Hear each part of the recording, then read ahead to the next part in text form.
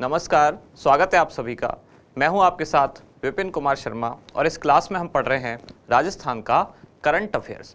दिसंबर 2022 वाला हमारा कंटेंट हमने स्टार्ट किया था, जिसमें अभी हमारी 3 क्लासेज कंप्लीट हो चुकी हैं और पहला चैप्टर यानी कि योजनाएं, कार्यक्रम, नीतियां और अभियान ये हमारा समाप्त हुआ दिसंबर 2022 का। अब आज से हम शुरू करने वाले हैं, उस चैप्टर का नाम है रिपोर्ट, मुद्दे, चर्चित स्थल और घटनाएं। शुरुआत करते हैं क्वेश्चन के साथ। देखते हैं पहला प्रश्न क्या है। राष्ट्रीय सुरक्षा गार्ड यानी कि एनएसजी द्वारा मानेसर में आयोजित राष्ट्रीय काउंटर आईईडी यानी कि आईईडी के अगेंस्ट यानी कि उसको काउंटर कैसे करें, इम्प्रोवाइज्ड एक्सप्लोसिव डिवाइस, एक तरह का समझ सकते हैं आप, एक विस्फोटक डिवाइस। तो मानेसर में आयोजित हुई एक कार्यशाला या प्रतियोगिता जिसमें कि आईईडी के अगेंस्ट यानी कि इम्प्रोवाइज्ड एक्सप्लोसिव डिवाइस, इस प्रतियोगिता में राजस्थान पुलिस की टीम ने कौन सा स्थान प्राप्त किया। क्वेश्चन एक बार दोबारा समझें कि एनएसजी द्वारा यानी कि राष्ट्रीय सुरक्षा गार्ड द्वारा मानेसर में एक प्रतियोगिता आयोजित की गई और प्रतियोगिता क्या थी कि आईईडी डिवाइस को कैसे न्यूट्रलाइज करें। इसमें राजस्थान पुलिस की टीम थी, वो भी शामिल हुई। अब यहाँ पूछा यह गया है राजस्थान पुलिस की टीम ने इसमें कौन सा स्थान प्राप्त किया, तीसरा, चौथा, पहला या दूसरा। इसका उत्तर है तीसरा।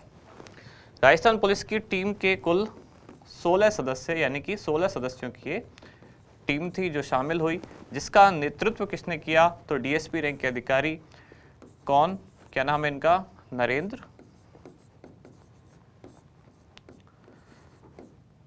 शर्मा।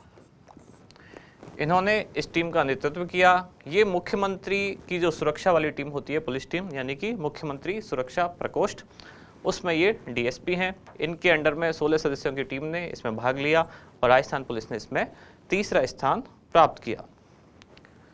ये यहाँ थोड़ी सी गलती कर दी मैंने सरनेम लिखने में, ये नरेंद्र शर्मा नहीं, ये है नरेंद्र सिंह। श्री नरेंद्र सिंह डीएसपी हैं जो किसमें, मुख्यमंत्री सुरक्षा प्रकोष्ठ।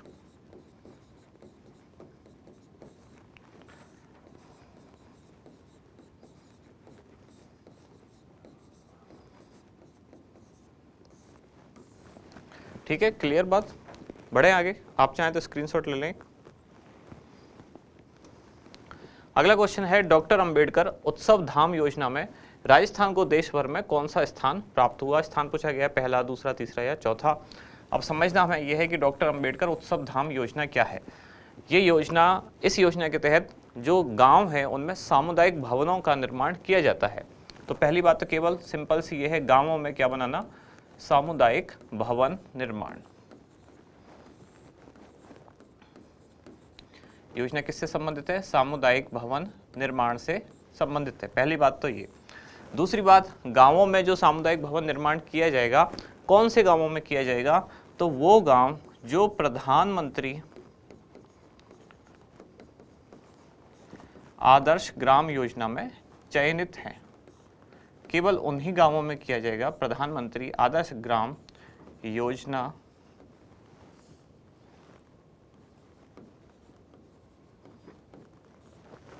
में चयनित गांवों में।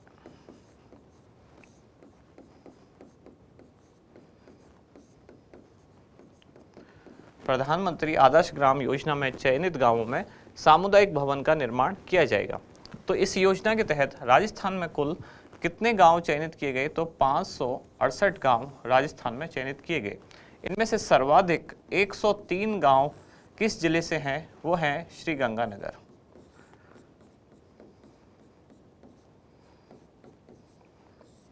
कुल कितने गांव, ये राजस्थान की बात कर रहा हूं मैं, ये राजस्थान के कुल गांव है, जबकि योजना राष्ट्रीय स्तर पर है, पूरे देश में लागू है। तो राजस्थान के कुल 568 गांव चयनित किए गए, जिनमें से 103 गांव सबसे ज़्यादा कहाँ से, तो 103 गांव गंगानगर से।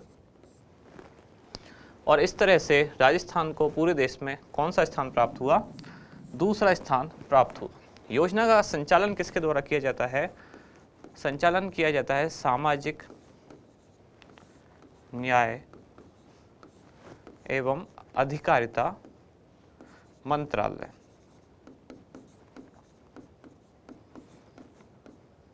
अधिकारिता मंत्रालय इसके अधीन एक विभाग है, कौन सा? राष्ट्रीय अनुसूचित जाति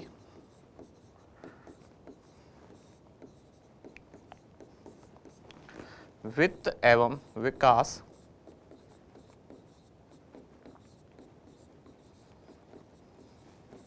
निगम।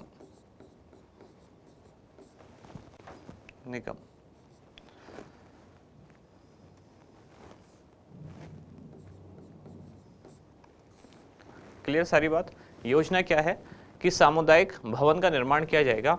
अगर इस सेंटेंस में से आप धाम शब्द को पकड़ लें, धाम का मतलब क्या होता है, आप भवन, घर ये समझ सकें, तो डॉक्टर अंबेडकर उत्सव धाम, ऐसे धाम जहाँ उत्सव मनाया जाए। अब ये उत्सव गांव की बात हो रही है, तो गांव में सामुदायिक भवन का निर्माण किया जाना है। योजना केंद्र सरकार द्वारा चलाई जा रही है, तो पूरे जो राज्य हैं अलग अलग सब में योजना का संचालन हो रहा है। राजस्थान में कुल 568 गांव चुने गए हैं और इस तरह से राजस्थान को पूरे देश में दूसरा स्थान प्राप्त हुआ है। राजस्थान के कौन से जिले से सर्वाधिक गांव चुने गए? श्री गंगानगर से सर्वाधिक 103 गांव चुने गए। और कौन से गांव चुने जाएंगे जो कि प्रधानमंत्री आदर्श ग्राम योजना में चयनित हुए हैं। योजना का संचालन सामाजिक न्याय एवं अधिकारिता मंत्रालय के राष्ट्रीय अनुसूचित जाति वित्त एवं विकास निगम द्वारा किया जाएगा। इसमें बहुत सारी जानकारियां हैं, एक आप स्क्रीनशॉट ले लें, फिर अगले क्वेश्चन पे चलते हैं।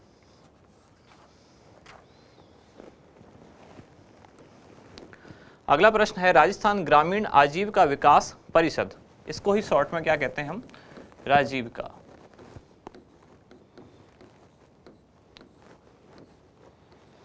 तो राजस्थान ग्रामीण आजीविका विकास परिषद द्वारा मिशन चलाया जा रहा है, कौन सा? 1GP 1BC। इस प्रोजेक्ट के तहत निम्नलिखित में से किसके साथ MOU हस्ताक्षरित किया गया है? India post payment bank, Fino payment bank, पे नियर बाई फिनटेक एजेंसी या उपयुक्त सभी। अब आपको ये पता होना चाहिए ये क्या है 1GP। GP मतलब है, 1 का मतलब एक, GP मतलब ग्राम पंचायत। फिर है 1BC, 1 का मतलब एक और BC मतलब बैंकिंग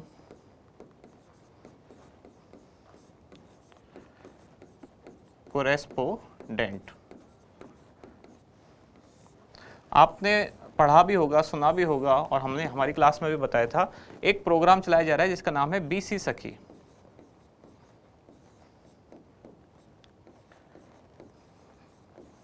तो BC सखी प्रोग्राम यही है, बैंकिंग कोरेस्पोंडेंट सखी। ये प्रोग्राम यही है जो राजीविका द्वारा चलाया जा रहा है, जिसका नाम है कि एक ग्राम पंचायत में यानी कि 1GP 1BC, एक ग्राम पंचायत में एक BC यानी कि बैंकिंग कोरेस्पोंडेंट की नियुक्ति की जाए। ये महिलाओं के लिए है, यानी कि ऐसी महिलाएं जो बैंकिंग क्षेत्र में कुछ कर सकें, ग्रामीण क्षेत्र की महिलाएं, वहां उनको BC सखी के रूप में नियुक्त किया जाएगा। प्रोग्राम किसके द्वारा संचालित है? राजीविका द्वारा, यानी कि राजस्थान ग्रामीण आजीविका विकास परिषद द्वारा। अब राजीव का खुद तो बैंक जो संगठन है ये खुद तो बैंकिंग वाले काम करेगा नहीं, इसके लिए इसने जो बैंकिंग सेक्टर के कुछ संस्थाएं हैं उनके साथ एक MOU यानी कि मेमोरेंडम ऑफ अंडरस्टैंडिंग, जिसको सामान्य भाषा में समझ सकते हैं एक समझौता पत्र यानी कि कॉन्ट्रैक्ट आप कह सकते हैं, हस्ताक्षरित किया है। अब आपसे पूछा गया है इनमें से वो संस्था कौन सी है जिसके साथ कॉन्ट्रैक्ट हस्ताक्षरित किया गया है? इसका उत्तर है उपर्युक्त सभी।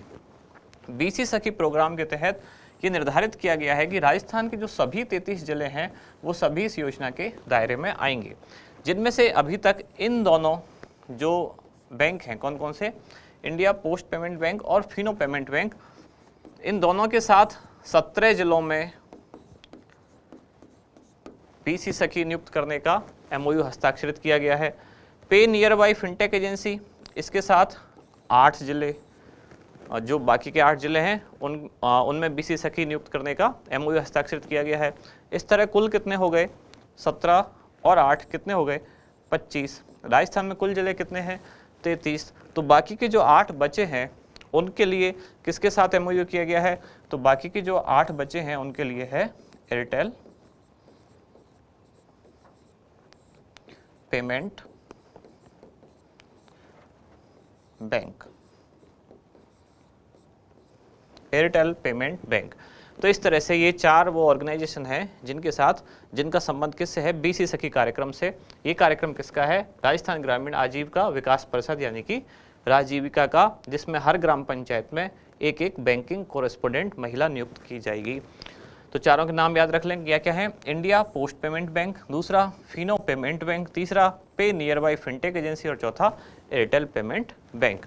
इन दोनों के साथ मिला के 17 एमओयू यानी कि 17 जिलों के लिए एमओयू, पे नियर बाई फिनटेक एजेंसी के साथ 8 जिलों के लिए और बाकी के 8 के लिए एयरटेल पेमेंट बैंक। पढ़ें आगे। अगला क्वेश्चन है, दिसंबर 2022 में G20 शेरपा सम्मेलन की पहली बैठक के आयोजन हेतु निम्नलिखित में से कौन से स्थान का निर्धारण किया गया। ऑप्शन है जयपुर, जोधपुर, कोटा या उदयपुर। इसका बहुत सिंपल सा आंसर है, अगर आप पढ़ रहे हैं आजकल की क्लासेस तो आपको पता होगा, इसका उत्तर है उदयपुर। न्यूज बहुत ज़्यादा चर्चा में है और ये बहुत इंपॉर्टेंट भी है G20 शेरपा सम्मेलन इस बार।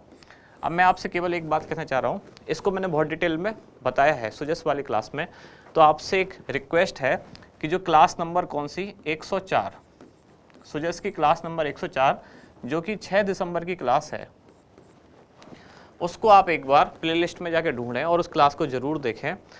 ये मैं इसलिए कह रहा हूँ, इसमें मेरा कोई इंटरेस्ट नहीं है, मैं केवल इसलिए कहना चाह रहा हूँ, यानी कि इससे व्यक्तिगत तौर पर मुझे कुछ फ़ायदा नहीं है, मैं ये बात इसलिए कह रहा हूँ क्योंकि G20 शेरपा सम्मेलन इस बार बहुत इंपॉर्टेंट है, हो सकता है किसी न किसी एग्जाम में पूछा जाए और उस क्लास में मैंने डिटेल में इसकी सारी चीज़ें बताई हैं।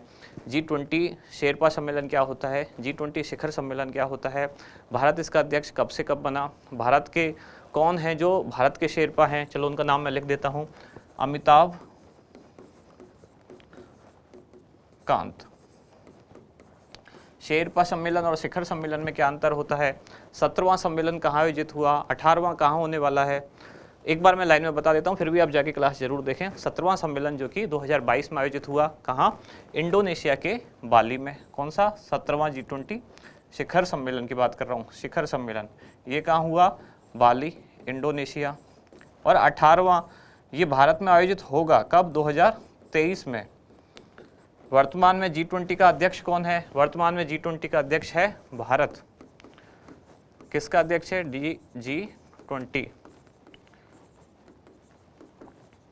G20 अध्यक्ष वर्तमान में कौन है, भारत। कब से कब तक रहेगा, 1 दिसंबर को बना था, कब, 2022 को, और कब तक रहेगा, 1 साल तक, यानी कि 30 नवंबर 2023 तक। कौन अध्यक्ष रहेगा, भारत। भारत से पहले कौन था, भारत से पहले था इंडोनेशिया, इंडोनेशिया में आयोजित हुआ था अभी 17वां शिखर सम्मेलन। भारत के बाद कौन होगा, तो भारत के बाद होगा ब्राज़ील। ये सारी बातें मैंने उस क्लास में बताई हैं और उसमें और भी बहुत सारी जानकारियां हैं। 15-20 मिनट की क्लास है, तो आप एक बार जरूर देखें। G20 से कुछ ना कुछ क्वेश्चन कहीं ना कहीं किसी क्लास में पूछे जाने की संभावना है, ऐसा मुझे लगता है, इसलिए मैं इतना फोर्स कर रहा हूँ आपको। एक बार जाके 104 नंबर वाली क्लास जो 6 दिसंबर की है वो जरूर देखें, सुजस वाली।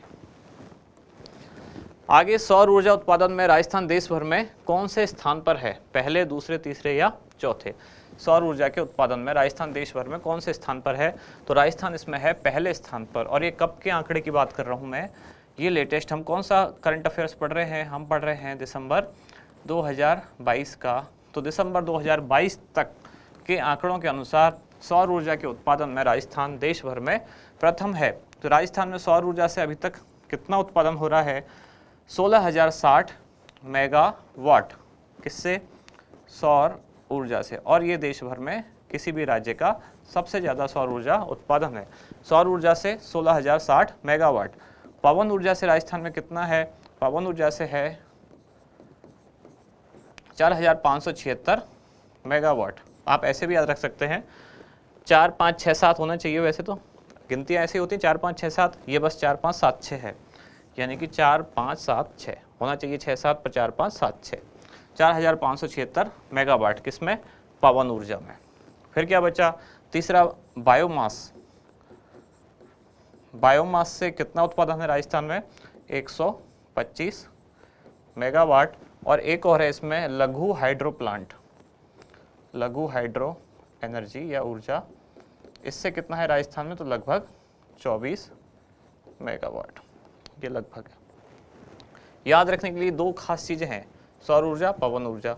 कभी कभी बायोमास भी पूछा जा सकता है, लेकिन चूंकि राजस्थान इसमें फर्स्ट है इसलिए ये सबसे ज़्यादा इंपॉर्टेंट हो जाता है कि 16,060 मेगावाट अभी उत्पादन हो रहा है राजस्थान में दिसंबर 2022 तक, और इस आंकड़े के हिसाब से राजस्थान पूरे देश में पहले स्थान पर है।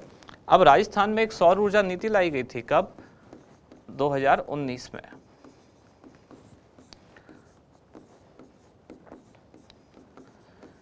सौर ऊर्जा नीति 2019 में। अब ये आरएएस के मेन एग्जाम में पूछा गया है सौर ऊर्जा नीति की प्रमुख विशेषताएं क्या है, इसी बार पूछा गया था शायद 2021 वाले में। तो ऐसी चीज़ें भी आप याद करते हुए रखें जो लोग सिविल सर्विसेज की तैयारी कर रहे हैं, चाहे यूपीएससी की, चाहे आरएएस की या अदर किसी स्टेट की। तो सौर ऊर्जा नीति के प्रमुख बिंदु पूछे गए राजस्थान के एग्जाम में, मेन एग्जाम में।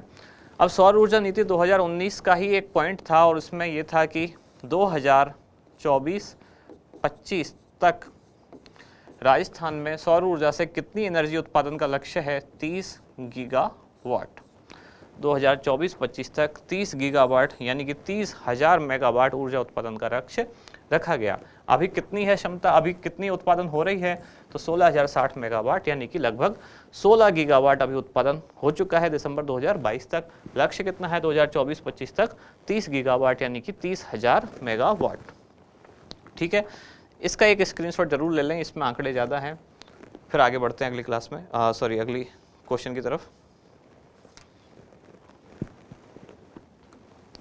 अगला प्रश्न है, हाल ही में राज्य सरकार द्वारा राजस्थान राज्य गाड़िया लोहार कल्याण बोर्ड के गठन को मंजूरी प्रदान की गई। अध्यक्ष सहित इस बोर्ड में कुल सदस्य संख्या कितनी होगी? पहली बात तो ये बोर्ड कौन सा है? राजस्थान राज्य गाड़िया लोहार कल्याण बोर्ड। अब बात यह है कि किसके अधीन यानी कि कौन से मंत्रालय या कौन से विभाग द्वारा इस बोर्ड का संचालन होगा? तो ये है राजस्थान सरकार का सामाजिक न्याय एवं अधिकारिता विभाग।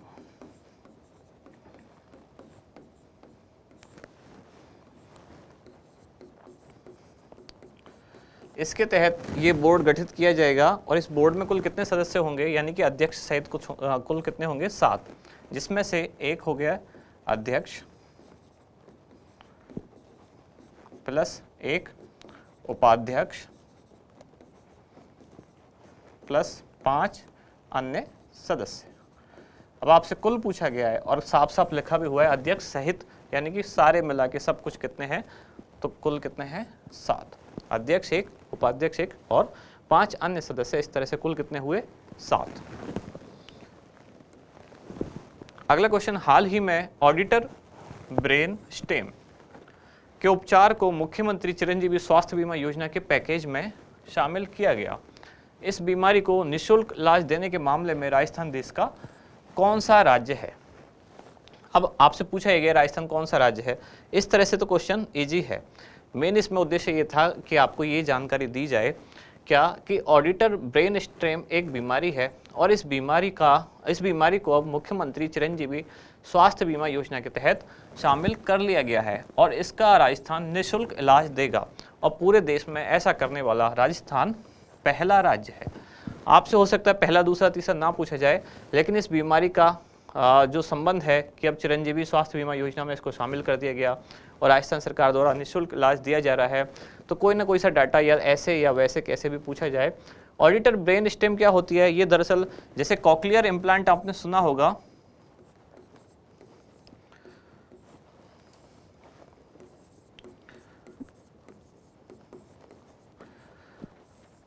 कॉक्लियर इम्प्लांट को तो पहले ही शामिल कर लिया गया था मुख्यमंत्री चिरंजीवी स्वास्थ्य बीमा योजना में। ये अगर कुछ लोग बायोलॉजी से संबंधित होंगे तो वो जानते होंगे कॉक्लिया का संबंध किससे होता है? कान से ही संबंधित है। तो अगर जो सुनने वाली जो हमारी नर्व होती है ब्रेन में, अगर वो डैमेज है तब तो कॉक्लियर इम्प्लांट किया जा सकता है, लेकिन नर्व है ही नहीं, मान लो बहुत ज़्यादा डैमेज है, पूर्णतः क्षति हो चुकी है, तो पहले नर्व इम्प्लांट की जाती है, वही कहलाता है ऑडिटर ब्रेन स्टेम, यानी कि इसमें एक तरह से जो कॉक्लियर नर्व है वो इम्प्लांट करनी होती है, फिर उसके बाद आगे प्रोसेस शुरू होगा। तो ऐसा इलाज करने वाला या इसको शामिल करने वाला, निःशुल्क तौर पर इलाज देने वाला राजस्थान देश का पहला राज्य है। जबकि कॉक्लियर इम्प्लांट को निःशुल्क करने वाला राजस्थान कौन सा है? तीसरा। तो राजस्थान से पहले और कौन कौन कर चुके हैं इसको निःशुल्क? तो पहले तो आंध्र प्रदेश और दूसरा केरल। तो ये तो हुई फैक्चुअल जानकारी। पूछने की संभावना किस चीज़ को है, तो जिसमें पहला होता है ज़्यादा संभावना है। दूसरा एक ये कि इस बीमारी को निःशुल्क कैटेगरी में शामिल कर लिया गया, यानी कि आपसे या आपको ऑप्शन देके ऐसा पूछा जाए कि निम्नलिखित में से कौन सी बीमारी या कौन सा रोग जिसको मुख्यमंत्री चिरंजीवी स्वास्थ्य बीमा योजना में शामिल किया गया है या उसके पैकेज में शामिल नहीं किया गया है, दोनों तरह से पूछा जाए। और एक ऑप्शन में ये भी हो ऑडिटर ब्रेन स्टेम, तो आपको याद रखना है ये इस पैकेज में शामिल है। इसके साथ कोक्लियर इम्प्लांट भी शामिल है। कोक्लियर इम्प्लांट पहले से शामिल थी, अभी इसको भी शामिल कर लिया गया है। अगला प्रश्न है, सर्विक्स कैंसर को यूनिवर्सल इम्यूनाइजेशन प्रोग्राम यानी कि यूआईपी, जिसमें टीकाकरण किया जाता है सार्वभौमिक तौर पर, शामिल करने के पश्चात राजस्थान में निम्नलिखित में से किस आयु वर्ग की महिलाओं को निःशुल्क टीका लगाया जाएगा। अब यहाँ पूछा गया है कि किस आयु वर्ग की बालिकाओं को टीका लगेगा, लेकिन आपको ये जानकारी भी याद रखनी है कि सर्विक्स कैंसर क्या होता है। सर्विक्स कैंसर मतलब गर्भाशय की ग्रीवा में होने वाला कैंसर, गर्भाशय ग्रीवा, गर्भाशय ग्रीवा को ही सर्विक्स बोलते हैं। तो सर्विक्स कैंसर, गर्भाशय ग्रीवा में होने वाला कैंसर, ये महिलाओं में होने वाला शायद चौथा सबसे ज़्यादा कैंसर का टाइप है WHO की रिपोर्ट के अनुसार, यानी कि महिलाओं में जितने टाइप का कैंसर होता है उनमें से ये बहुत ज़्यादा प्रमुख है। इसको अब यूनिवर्सल इम्यूनाइजेशन प्रोग्राम यानी कि इसका एक टीका विकसित कर लिया गया है।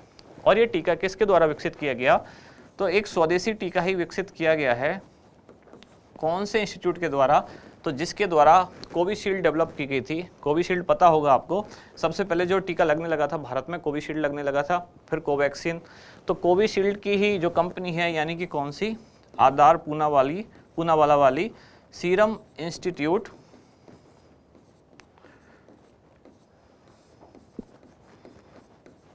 ऑफ इंडिया,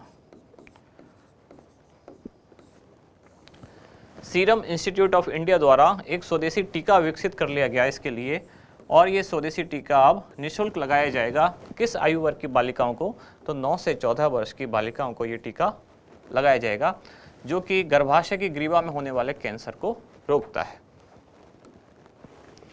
भारतीय वायुसेना द्वारा गरुड़ अभ्यास के 7वें संस्करण का आयोजन इनमें से किस देश की वायुसेना के साथ किया गया। अगर मैं वायुसेना यहाँ ना भी लिखता तब भी आपको सोचना चाहिए कि गरुड़ शब्द है अगर, तो गरुड़ क्या है।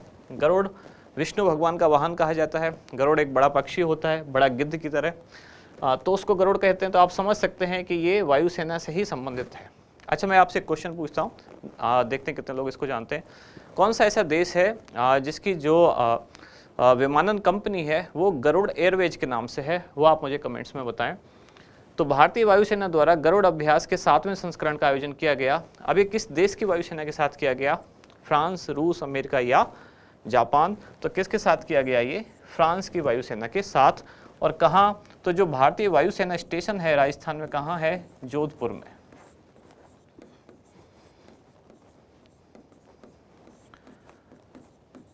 भारतीय वायुसेना स्टेशन कहाँ, जोधपुर। कौन सा अभ्यास, गरुड़।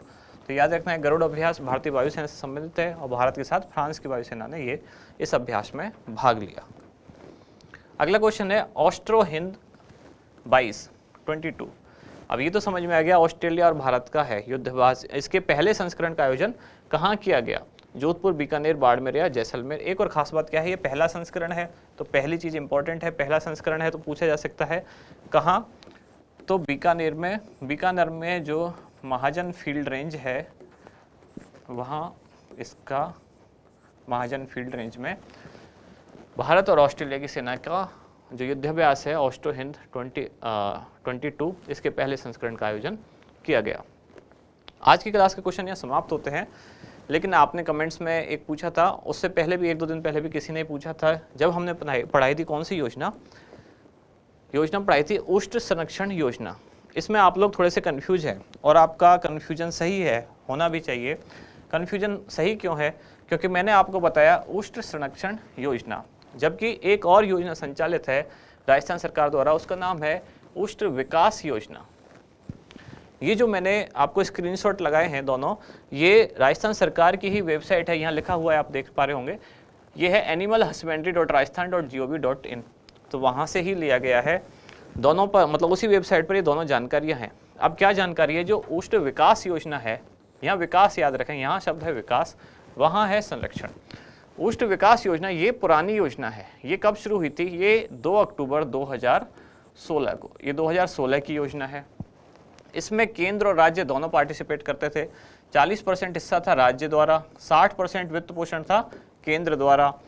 ये यहाँ लिखी हुई है सारी जानकारी। 2016 की योजना है।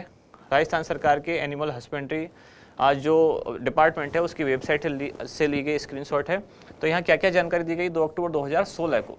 और इसमें जो आप लोग कमेंट्स कर रहे थे वो यहाँ इस योजना की जानकारी है।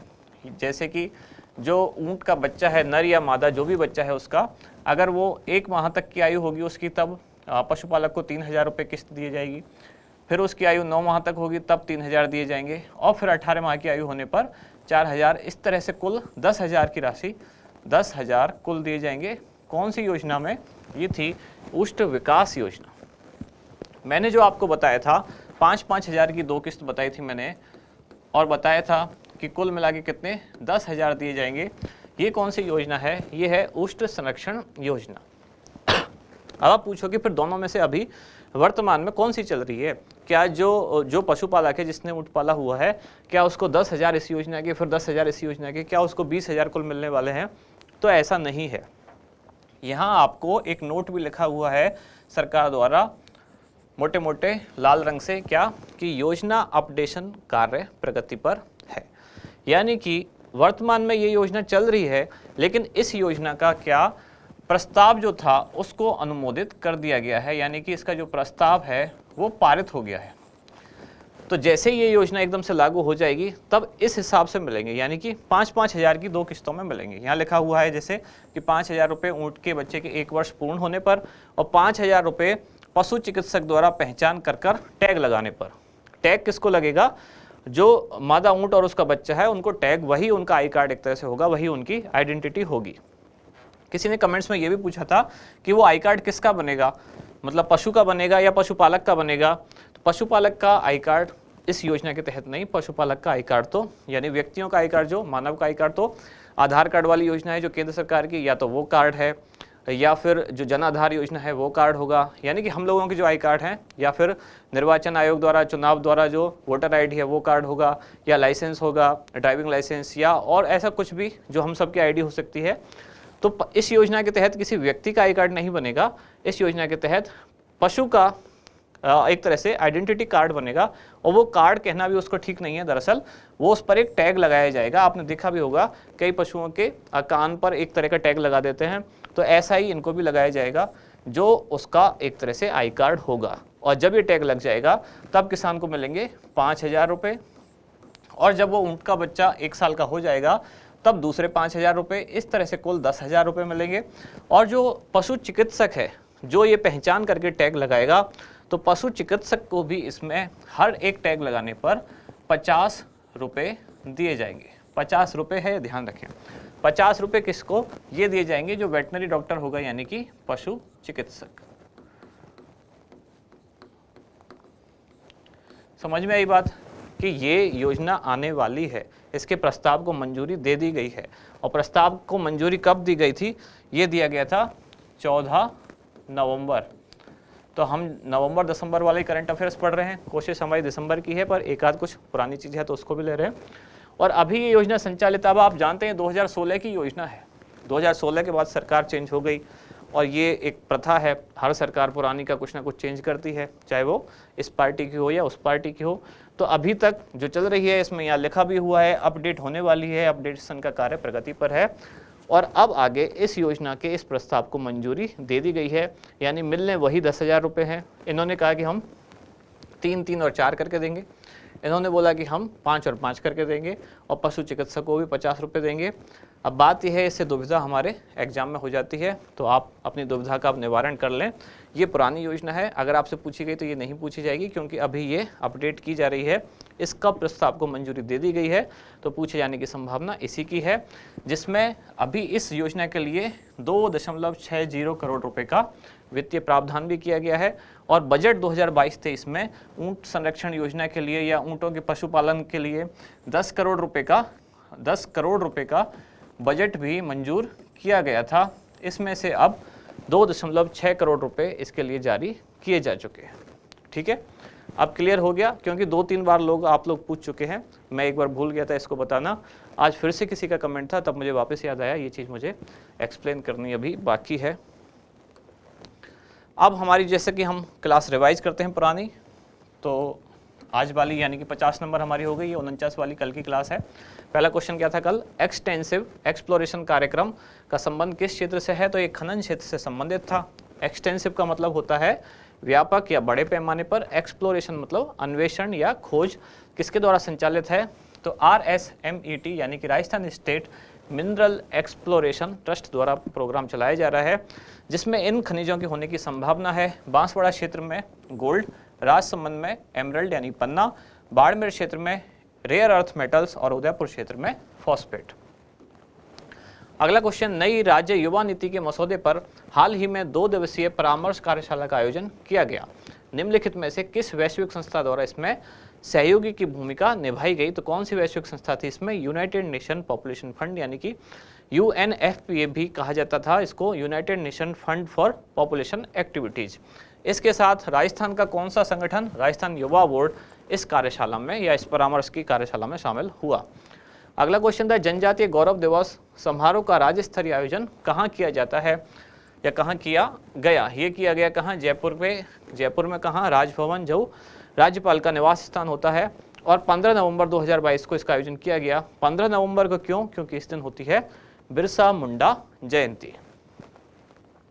अगला क्वेश्चन था, साउथ एशिया के सबसे बड़े पब्लिशिंग कॉन्क्लेव यानी कि प्रकाशन सम्मेलन, जो प्रकाशक होते हैं पुस्तकों के, उनका एक सम्मेलन था, किस नाम से, जयपुर बुकमार्क। इसका 9वां संस्करण निम्नलिखित में से किस विषय पर आधारित होगा, तो ये अभी होने वाला है कब, 19 से 23 जनवरी 2023 में। तो क्या था इसका विषय, अनुवाद की कला एवं बिजनेस। जयपुर के जवाहर कला केंद्र में आयोजित मृग नयनी एग्जीबिशन उत्सव का आयोजन निम्नलिखित में से किस राज्य के शासन एवं ग्रामोद्योग विभाग द्वारा किया गया, तो इसका उत्तर था मध्य प्रदेश। और इसके साथ राजस्थान तो है ही ऑब्वियसली, क्योंकि कहाँ हो रहा है, जवाहर कला केंद्र में। आप मुझे ये बताएं, मृग नयनी में कौन सा समास है। अगला क्वेश्चन था, नवंबर 2022 में आयोजित लेखा परीक्षा सप्ताह के दौरान राजस्थान के प्रधान महालेखाकार कार्यालय को इसके कार्य हेतु देश भर में कौन सा स्थान प्राप्त हुआ, पहला, दूसरा, तीसरा या चौथा, तो ये था तीसरा स्थान। राजस्थान के सामाजिक न्याय एवं अधिकारिता विभाग द्वारा संचालित कौन सा कार्यक्रम, सेव अभियान, निम्नलिखित में से किस वैश्विक संस्था की साझेदारी है इसमें, तो ये था यूनिसेफ। सेव क्या है, S for safety, A for against, V for violation, E for exploitation. Safety against violation and exploitation, और ये किसके लिए है, बच्चों के लिए है, यानी कि बच्चों के विरुद्ध होने वाले अपराधों से उन्हें बचाना। तो बच्चों से संबंधित कार्यक्रम किसके द्वारा संचालित होते हैं, यूनिसेफ द्वारा। पायलट प्रोजेक्ट के तौर पर ये अलवर में संचालित है। डेफलिक काउंसिल ऑफ राजस्थान द्वारा महारो राजस्थान शिविर का आयोजन कहाँ किया गया, तो जयपुर के जवाहर कला केंद्र में। फिर अगला क्वेश्चन था, राजस्थान जोधपुर डिजीफेस्ट, जोधपुर में डिजीफेस्ट जॉब फेयर का आयोजन किस विभाग द्वारा किया गया, तो डिजीफेस्ट दोनों यानी कि जोधपुर वाला भी और जयपुर वाला भी, दोनों का आयोजन किसके द्वारा किया गया, सूचना प्रौद्योगिकी एवं संचार विभाग। जबकि मेगा जॉब फेयर जो आयोजित हो रहे हैं, जिनके लिए सरकार ने कहा है कि अब ये हर जिले में होंगे, उनका आयोजक कौन है, तो कौशल रोजगार एवं उद्यमिता विभाग। दोनों में याद रखना डिफरेंस, जॉब फेयर दोनों जगह आता है, ये मेगा जॉब फेयर है, ये डिजीफेस्ट जॉब फेयर है। तो जो डिजीफेस्ट जॉब फेयर है, इसका आयोजन किया जोधपुर में सूचना प्रौद्योगिकी एवं संचार विभाग ने, जबकि जो हर जिले में आयोजित होने वाला कौन सा मेगा जॉब फेयर है, इसका आयोजक कौन होगा, कौशल रोजगार एवं उद्यमिता विभाग। अच्छा, ये इसकी डेट भी यहाँ लिखी हुई है कि जोधपुर में जो आयोजित हुआ डिजीफेस्ट, ये कब से कब हुआ, 11 से 13 नवंबर, जोधपुर के गवर्नमेंट पॉलिटेक्निकल कॉलेज में। लास्ट क्वेश्चन था कि मत्स्य उत्सव 2022 का आयोजन निम्नलिखित में से किस विभाग द्वारा किया गया, तो ये किया गया पर्यटन विभाग द्वारा। जबकि उद्योग विभाग द्वारा कौन सा 56 भोग फूड फेस्टिवल का आयोजन किया गया, ये कहाँ किया गया था, 56 भोग फूड फेस्टिवल तो जयपुर के जल महल के पास, कहाँ, राजस्थान हाट में, और मत्स्य उत्सव 2022 ये कहाँ, अलवर में। ठीक है, तो यहाँ समाप्त होती है कल की और आज की दोनों क्लास। आज हमने शुरू किया है कौन सा चैप्टर, रिपोर्ट, मुद्दे, घटनाएं और चर्चित स्थल। इसमें एक क्लास आज हो गई। अब मिलते हैं कल अगली क्लास में। धन्यवाद।